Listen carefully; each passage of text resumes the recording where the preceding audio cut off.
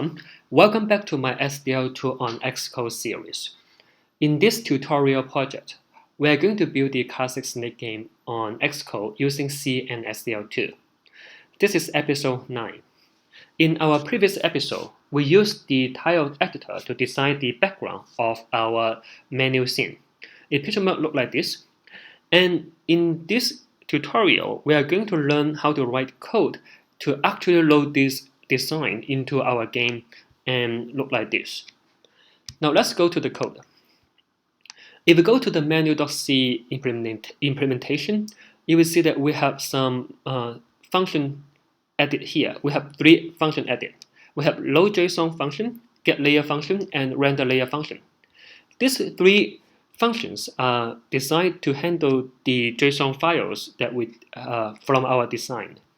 You can see that the included JSON file are now in the assets, layout, and then menu here.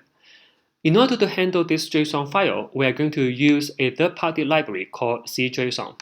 You should be able to find the CJSON library easily online, or you can find the link to the GitHub repository in the description below. You should include these 2 files in order to use CJSON. Now, let's look at the definition of our scene. In here, other than these 2 fields as before, we have a new field called configuration or config. This is a path to the menu JSON file as in here. If you use a different configuration, all you need to do is to just change this path here. Now, let's see how we initialize our scene in this new setting. We're going to go through this quickly and as in the big picture, and then we will go into details about each function we use. First of all, we use the load JSON function to load the JSON file from this config here. And once we get this JSON object loaded, we're going to first of all build the background and then build the label later. To build the background, we are going to call this function again to build a empty texture first. And then if we cannot create this empty texture, then we will return false. Otherwise, we are going to get some properties from this JSON object. That means from this menu.json file. First of all, we are going to get all the layers. And then we are going to get the grid size, which I think we set it to be 40. And then we get the width, which is actually the number of columns, and the height, which is the number of rows. And then we're going to render the background layer to our scene, actually to our background. And then we're going to render the boundary, and finally render the snake. After we finish render these 3 layers, then we will get our background.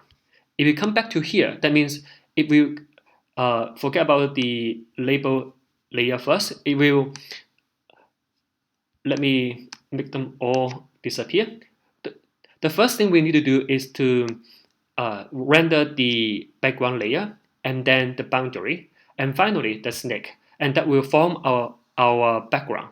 And that's what we did here exactly. And then after we finish rendering the layer, and we're going to use the last layer, the label layer here. This one is used to determine actually the position of the play label. So here we get you can see that we get the dimension and also the position of the label using this CJSON get object item, and then get the corresponding properties. And then remember that in our design, the width is 640 and the height is 360. But in our actual window, we have 660 as the width and then 360 as the height. So there's some difference. So we need to take care of that difference by doing some scaling. So That is to make sure that we have our label located at the correct position. Once we get the rectangle or the position for the area for the label, we are going to create the label as before. We get the font, and then we create the label or initialize the label using the font and the text play. And then we set the area to be the rectangle we just computed in here. And we don't want to see the background. And as before, we have our callback function to set to be the play label clicked. Now that is the procedure in the init function. In the meantime, we should have the corresponding clear function to clear all the memory claimed by the scene. For example, we need to clean the label. We also need to clean the background if it exists. Now, the render code doesn't change. We will just render the background and also render the label. We don't have any update. For the event, we just handle the click event for the label. And finally, we are going to go into the details of each function we use in this init function. To be more precise, we are going to explain what it means by loading a JSON and what it means by render a layer to our scene or to our background. Let's look at this load JSON function first. This is a function designed to load a JSON file into a CJSON object. In here, we are going to use the SDLRW object to load our file first, and then we are going to determine the size of the file. If I can do so, I'm going back to the beginning of the file and ready to read. Before I read the files, I'm going to create a buffer to read the file. And that buffer should have at least as big as the file we have, +1. This one is for the null terminator. And then we will read it using the SDLRW read from this pointer, from this object we just wrote from here. And then we read it to buffer, and each object is of size charge, and we have that many bytes to read. After we finish reading that, we'll close the file, and then we need to check whether we read successfully, meaning that whether we read as because we determined the size of the file is f size. So we need to make sure that the length we read is the same as the size of the file. Otherwise, we just say that there's something wrong and then return null. And here, before I return, I should really clear the buffer in order to avoid the memory leak. Otherwise, I'm going to make the last one to be a null terminator, and then I'm going to pass whatever I read from this JSON file and then return it. And that is the procedure for us to load the JSON file using the SDL functions here. Now, next, we're going to look at the render layer function. The render layer function takes a lot of arguments. First of all, it takes the scene that we are going to render into. In this case, we're going to render into a scene background. And then the layers that maybe contain the information we need to render. Here, the name is the layer that we're actually trying to render. The size of each cell, and this offset here is actually the offset ID. I'm going to explain this one when I'm going to use it. First of all, we're going to get the renderer, and then we set the render target to the textual scene background here. That means everything we're going to draw using this renderer will now goes to this background texture. Then we are going to get the name or get the layer of that name.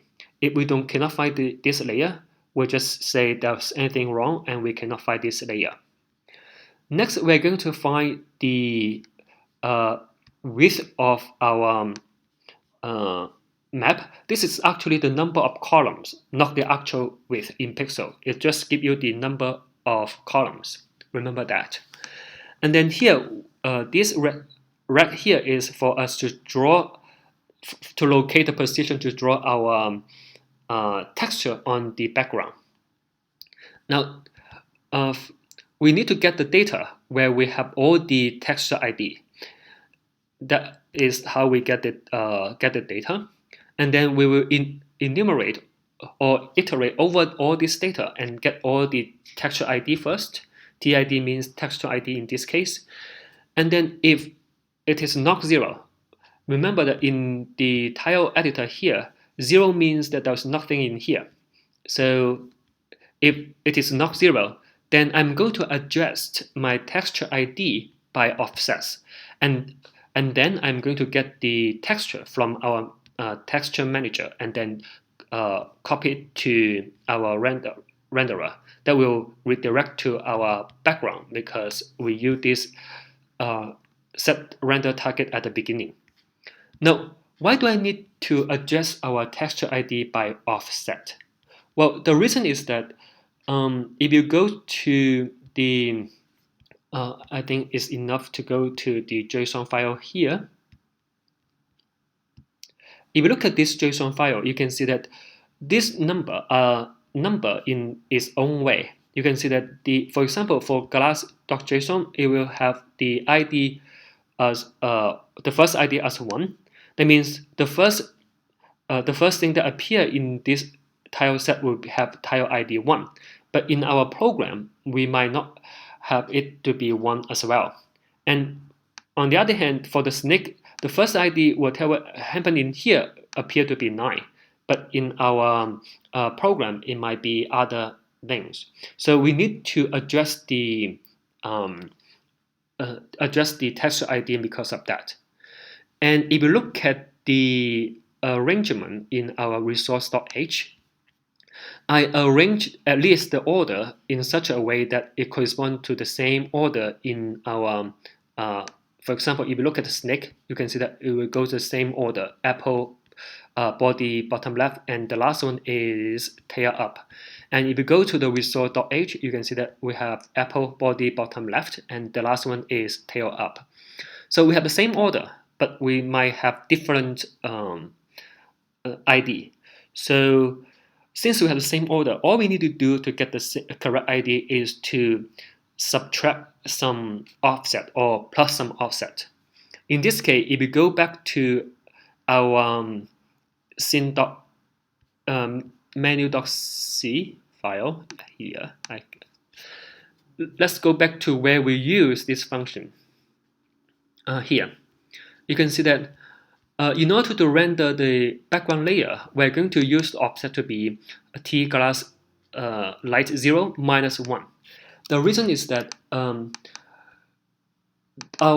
our program here, the first texture inside this glass.json has ID t glass light 0. However, in here, in this JSON or in this menu.json, is set to be 1. So the offset would be the ID in our program minus the ID in this menu.json. That's the reason why we have to minus 1. Remember that for snake it is 9. And if you come back to here, you can see that for the snake part, we're going to use the first ID in this text tile set minus 9, and that's how we get this offset. If we do so, it will compute the texture ID correctly. And that's how we get the correct texture ID and then get the correct texture to render. After we render that, we are going to move forward into another column. If we are going to the end of the column, then we will wrap around and go to the next line. And that's how we do it here. After we do so, we are going to move our rectangle as well. And that will make sure that we won't cover whatever we originally draw. So that will, and after we finish drawing this, we will move to the next data. or the next texture we should draw. And that's how we render the layer. So let's look at the result once again. You can see now here that this is the result we have, and that is the code, what the code does. Now, here, if we change actually this, say, let me change this one. Let me add something to it. Say, if I add an apple here and I save this file, then if I run the program again, you will see the change immediately in this program. You can now see that there's another apple here. So in this sense, using this complicated function to load and build the background has some benefit. It will reflect our change immediately. And that is the reason why I would like to use this tile editor to design our background and then load it using C Json library. So let me delete this one. So let me go back to our game.